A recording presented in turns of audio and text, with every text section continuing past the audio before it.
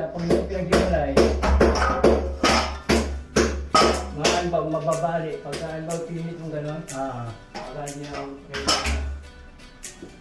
Ayan ang... Mamaya pa kami na lang. Ayan ang ilalagay sa paglipay. Hindi pa to, di ba? Oo, pwede ka. Kaya po iningatan ko, kasi para gamit na. Dito lang muna, ikaw ko dito. Opo, dito.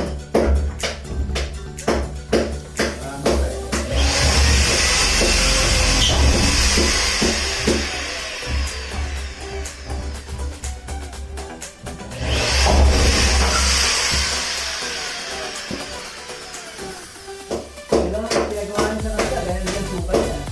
Oo. May bayaran.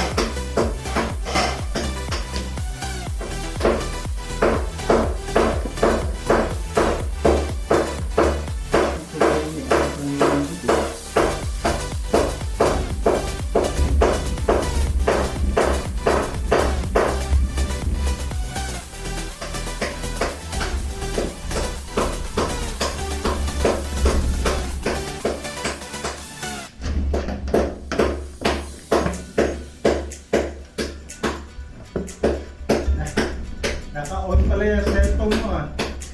Opo. Ano ko mga pagkakas para po ako sa inyo. Ano kasi yan, nagbabalag kasi ako. Maubos yung battery yun. Hindi po pwede nyo wala yan off. Push lang.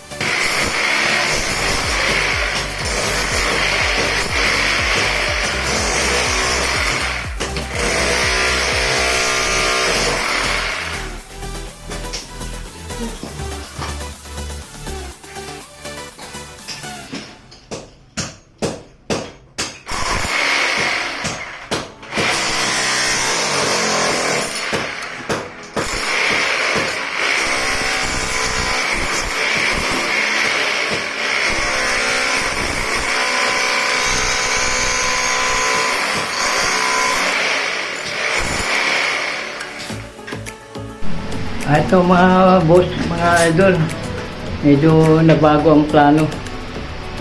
Kasi hindi pumayag yung may-ari na hindi baklasin yung yung tiles. Dapat ganito lang siya ay pumayag, kaya ang ginagawa sa amin, pinatanggal talaga yung tiles para daw kapit na kapit yung yung tiles na ikakapit. Kasi nung una, ganito lang ginawa namin. So, tinigtikan lang namin yung yung tiles. Ay nung nakita nung anak, ayaw pumayag. Kasi baka hindi raw kumapit yung ikakabit na tiles. Kaya gusto nila tanggalin yung mga tiles. Katulad yung ginawa namin ito ngayon. Binaklas talaga namin yung tiles. Saka yung lababo, binaklas na rin namin dito, ayan. Ayan na, pati yung cabinet niya sa taas. Saka yung mga kurnisya, tinanggal ko na rin. Bali, ito, babaklasin na daw po ito lahat sabi ng may-ari. Kaya, pagsasagaan namin na, tanggalin. Ang technique pala namin dito, mga boss, idol, ginagrinder namin itong mga bigat para mabaklas namin ng buo. Yung hindi ba siya kasi ito, katulad nung ginawa namin dito, hindi namin ginrender, kaya ganyan ang nangyari.